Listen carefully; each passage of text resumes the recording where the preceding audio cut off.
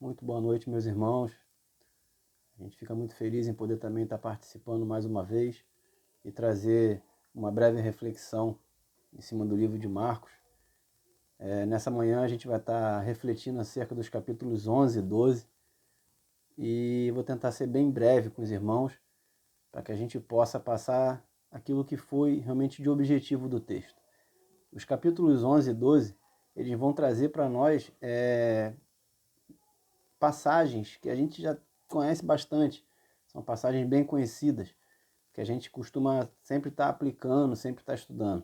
São passagens que realmente trazem um grande significado para o ministério de Jesus. Logo no capítulo 11, nós vamos ver que logo o título de início se coloca lá como a entrada triunfal de Jesus em Jerusalém. O capítulo 11 inicialmente mostra o plano de entrada dele em Jerusalém. Aquele momento em que ele aproveita toda aquela multidão, toda aquela chegada. As pessoas também estavam eufóricas também, porque ali Jesus já tinha manifestado vários de seus milagres. Então as pessoas estavam eufóricas, curiosas também para poder saber quem era Jesus, quem era o Messias. Então Jesus passa uma instrução para os seus discípulos para que eles trouxessem o jumentinho para que ele pudesse fazer essa entrada em Jerusalém. Algumas pessoas às vezes param e ficam refletindo acerca, poxa, mas por que Jesus usou um jumento para poder fazer essa entrada? De repente, não teria que ser um animal mais imponente, um animal que trouxesse uma maior visibilidade como um líder, como um rei, com maior pompa? Se fosse uma visão romana, realmente Jesus utilizaria um cavalo, né? Mas dentro da cultura do povo que Jesus vem na sua linhagem, na sua origem, o jumento ele era sim um animal também que trazia as suas qualidades e a sua importância para aquele povo, né? Tanto que Davi tem registro que utilizou também, fez utilização de jumento. Balaão também teve a utilização de jumento. Então o jumento também é um animal que também traz também a sua significância dentro da história. E o interessante é que mais um detalhe é que é uma profecia que vem a se cumprir. A gente pode ver que lá no livro de Zacarias, no capítulo 9, versículo 9, quando Jesus decide, nesse momento da entrada em Jerusalém, utilizar-se de um jumento, ele está nada mais, nada menos do que fazendo com que uma profecia se cumprisse. Lá em Zacarias 9:9 diz o seguinte: Alegra-te muito, ó filha de Sião, exulta, ó filha de Jerusalém. Eis, aí te vem o teu rei, justo e salvador, humilde, montado em um jumento, num jumentinho, cria de jumenta. Ou seja, Jesus faz se cumprir uma profecia que já tinha sido escrita lá atrás, né? Então, tudo se cumpriria de acordo com a vontade realmente do Pai. E logo em seguida a gente vai poder também observar um outro texto, que também é muito conhecido, que trata sobre aquela figueira, em que Jesus, em dado momento que ele sai da cidade e vai repousar de um certo modo na cidade vizinha, ele avista de longe uma figueira com várias flores, com vários ramos, e ele se aproxima da figueira na intenção e na esperança de que ela tivesse frutos para que ele pudesse comer.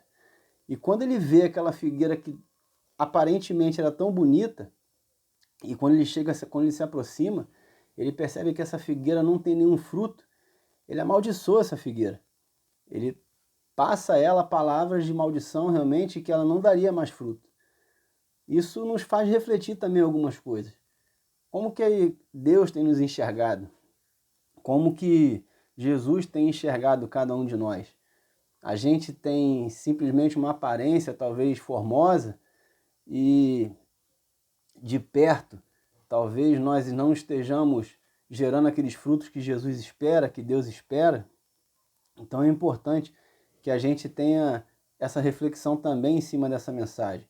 Quando ele chega no templo, ele também, quando ele retorna para a cidade, para Jerusalém, ele vai se deparar com toda aquela situação no templo. A gente vai observar que Jesus ele fica muito irritado. E algumas pessoas às vezes não compreendem do porquê que Jesus se chateava tanto. Jesus observava as práticas ilícitas que aquelas pessoas já estavam fazendo. Uma delas era o fato de, por exemplo, o mesmo animal que era vendido para uma pessoa ali no templo para que ela pudesse fazer o sacrifício, esse mesmo animal era levado lá para dentro, como se fosse sacrificado, e depois eles traziam esse animal para fora e vendiam para uma outra pessoa. Ou seja, o mesmo animal era vendido várias vezes, ao invés de ser sacrificado da forma que deveria ser. Então ali a gente já percebia que tinha muita coisa errada. A gente já percebia como que o povo estava sendo enganado.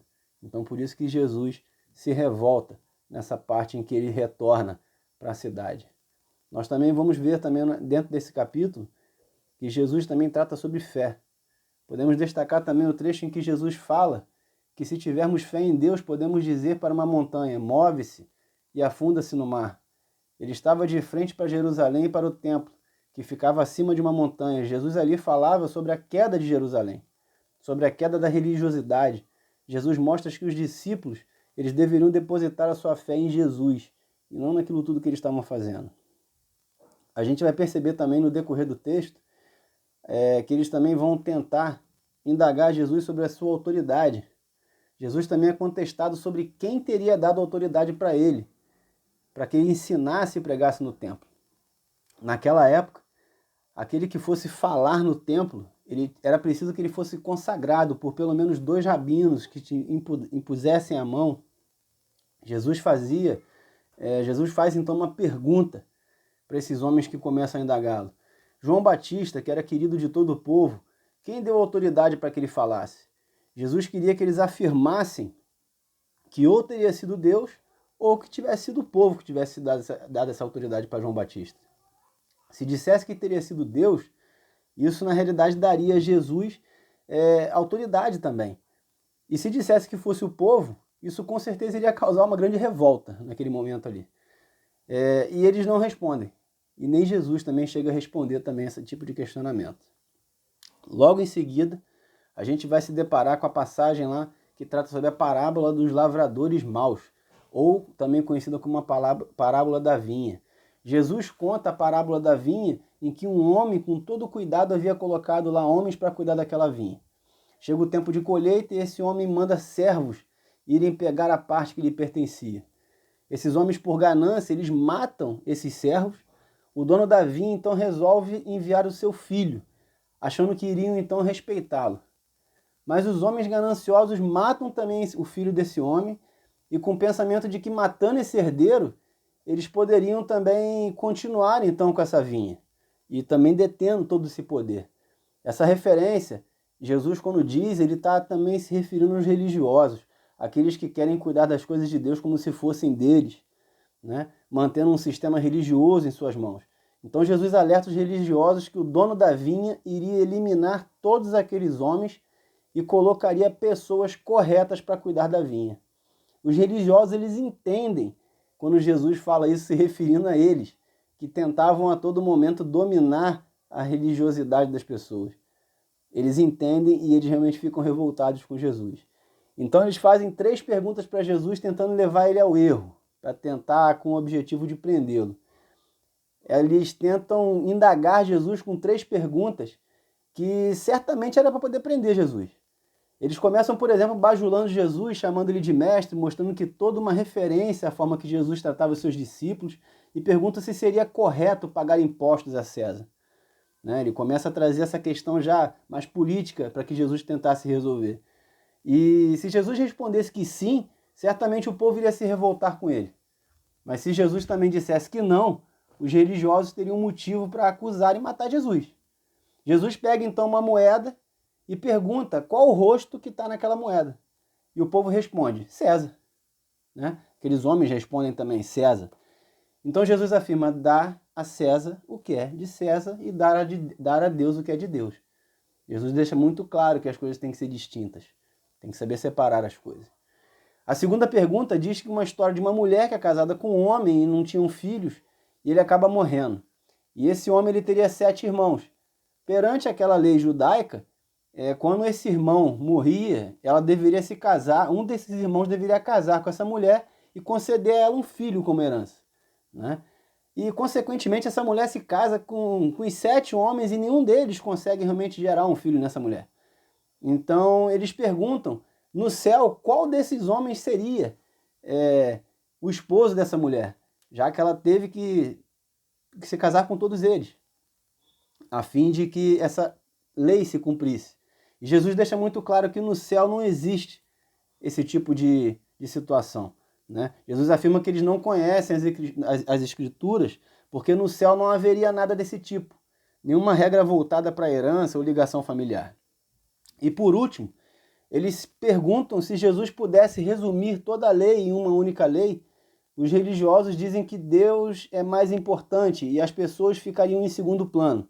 Já os não religiosos dizem que amar as pessoas seria mais importante do que amar a Deus. E Jesus já responde de uma outra forma. Jesus pega todos esses mandamentos da lei e resume em dois. O primeiro seria amar a Deus sobre todas as coisas, e o segundo, amar o seu próximo como a ti mesmo.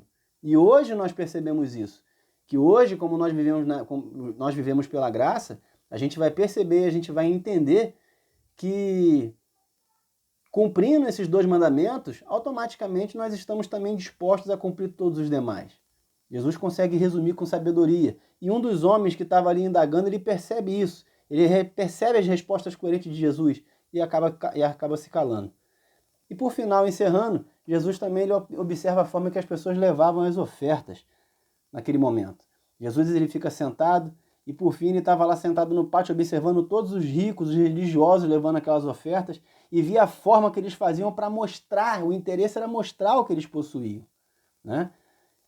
Jesus observa uma mulher viúva, pobre, nitidamente sem recursos.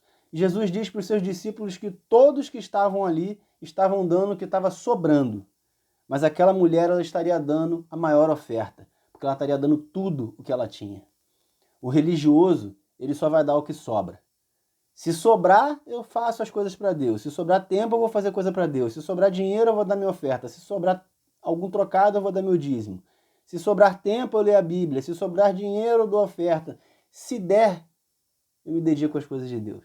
Então Jesus traz um monte de alerta dentro desses dois capítulos. Que os irmãos possam refletir acerca de cada um, que a gente possa aplicar na nossa vida sempre de uma forma prática a palavra de Deus. Mais uma vez eu agradeço a oportunidade. Tenha um dia abençoado, que a palavra de Deus possa falar ao coração de cada um. Fique com Deus.